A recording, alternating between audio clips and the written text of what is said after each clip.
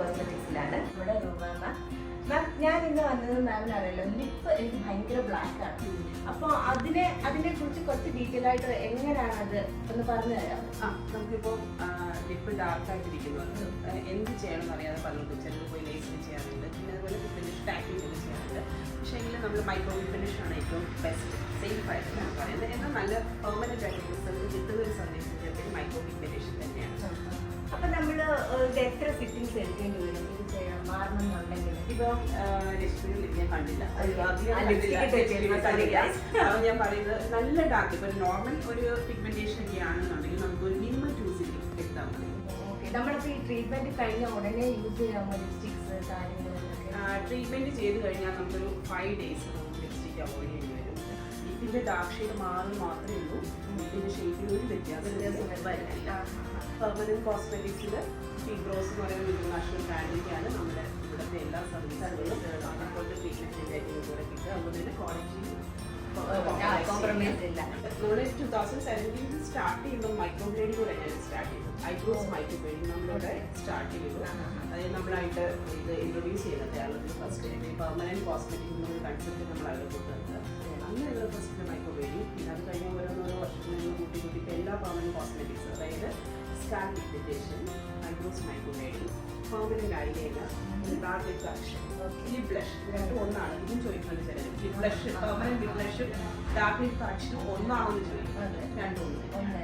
പിന്നെ ഉള്ളത് hair extension. Hair extension തന്നെ ഏറ്റവും ബെസ്റ്റ് ഹെയർ എക്സ്റ്റൻഷൻ നമുക്കൊരു അവൈലബിൾ. അതായത് LW എക്സ്റ്റൻഷൻ എന്ന് പറയുന്ന എക്സ്റ്റൻഷൻ, മൈക്രോവിംഗ്, നാനോ, എന്ത് നല്ലൊരു സംഭവം കൊണ്ടാലും ഞങ്ങൾ അതിനുള്ളിലാണ്. നിങ്ങൾ ഞങ്ങളുടെ പേജ് എടുത്ത് നോക്കിയാൽ മനസ്സിലായി ഏത് ഇതിലാണ് നിങ്ങളൊക്കെ കൊണ്ടുവന്നിരിക്കുന്നത് സ്റ്റാർട്ട് ചെയ്തത്. ഇപ്പം പറഞ്ഞല്ലോ ഹെയർ എക്സ്റ്റൻഷനെ കുറിച്ചിട്ട്. ഈ ഹെയർ എക്സ്റ്റൻഷൻ എങ്ങനെ പെർമനന്റ് ആണോ? പെർമനന്റ് അല്ല, നമ്മളൊരു എവറി 3 to 4 months കൂടുമ്പോൾ നമ്മളിത് റീസർവീസ് ചെയ്യണം. അതായത് കുറച്ചൊന്ന് ഇറങ്ങി വരും, അങ്ങനെയൊക്കെയുള്ള കാര്യങ്ങളൊക്കെ ഉണ്ട്. പക്ഷേ എല്ലാ മറ്റു ലെഫ്റ്റ് എക്സ്റ്റൻഷൻ നമ്മളിവിടെ ചെയ്യും. അതായത് 3 to 4 months വരെ അപ്പോൾ ഓക്കെയാണ്, ഗ്യാരണ്ടി ആണ്. ഗ്യാരണ്ടി ആയിട്ട് നമ്മുടെ ഹെയർ വാഷ് ചെയ്യാം, ഷാമ്പു എന്ത് വേണമെങ്കിലും ചെയ്യാം, ഏത് രീതിയിലുള്ള സ്റ്റൈൽ ചെയ്യാം. നമ്മൾ ഏത് ഹെയർ എക്സ്റ്റൻഷൻ എടുത്താലും നമുക്ക് കുറേ എന്താ പറയുക ഡിഫക്റ്റുകൾ അതിലുള്ളതെന്ന് വെച്ചാൽ നമ്മുടെ മുടി പോകുക എന്നുള്ള പേടി അല്ലേ, വെയിറ്റ് ഒക്കെ ഉണ്ടായിരുന്നു ചില എക്സ്റ്റൻഷൻ. പക്ഷെ ഇതൊന്നും ഇല്ലാത്ത എക്സ്റ്റൻഷൻസ് നമുക്കിവിടെ അവൈലബിൾ ആണ്.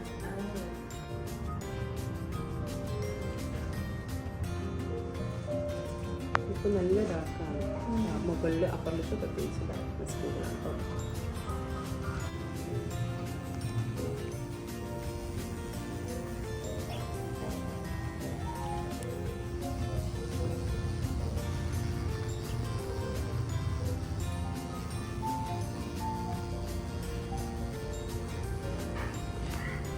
എന്റെ പ്രൊസീജിയർ എല്ലാം കഴിഞ്ഞു. ഞാൻ മാസ്ക് വെച്ചേക്കുന്നതെന്ന് പറഞ്ഞാൽ ഈ പ്രൊസീജിയറിന് ശേഷം നല്ല സ്വെല്ലിംഗ് ഉണ്ടാവും കേട്ടോ, അതുകൊണ്ടാണ് ഞാൻ ഇത് വെച്ചത്. സ്വെല്ലിംഗ് ഉണ്ടെന്ന് വെച്ച് പേടിക്കേണ്ട ആരും.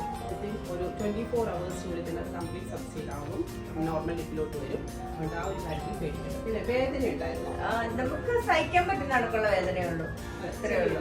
ചെറിയൊരു പെയിൻ ഉണ്ട്, അത്രേ ഉള്ളൂ. പക്ഷെ അത് മോറൊന്നുമില്ല, ഓക്കെയാണ്. പിന്നെ നമുക്കിത് റിസൾട്ട് ഇന്ന് ചെയ്തു ഒരാഴ്ചക്കുള്ളിൽ കിട്ടുന്ന ആരും പ്രതീക്ഷിക്കുന്നത് അറിയാലോ. നല്ല ഡാർക്ക് ലിപ്പാണ്. നമുക്കൊരു 3 to 4 സിറ്റിങ്ങിന് വേണ്ടി വരും. പിന്നെ റിസൾട്ട് ഒരു 6 monthsന് ശേഷം നമുക്ക് കംപ്ലീറ്റ് റിസൾട്ട് കിട്ടുള്ളൂ. അതിനനുസരിച്ച് ഫോളോപ്സും കാര്യങ്ങളൊക്കെ ആയിട്ട് ടെസ്റ്റ് ചെയ്ത് വരേണ്ടി വരും. അപ്പോൾ നമുക്ക് ഫസ്റ്റ് സിറ്റിംഗ് കഴിഞ്ഞ് ഒരു സെക്കൻഡ് സിറ്റിംഗ് എന്ന് പറയുന്നത് 4 week കഴിഞ്ഞിട്ടാണ്.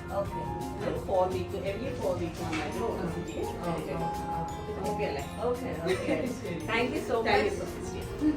നമുക്ക് റിസൾട്ടോടെ കാണാം. തീർച്ചയായിട്ടും അടുത്ത വീഡിയോ റിസൾട്ടോടെ ആയിരിക്കും ചെയ്യുന്നത്.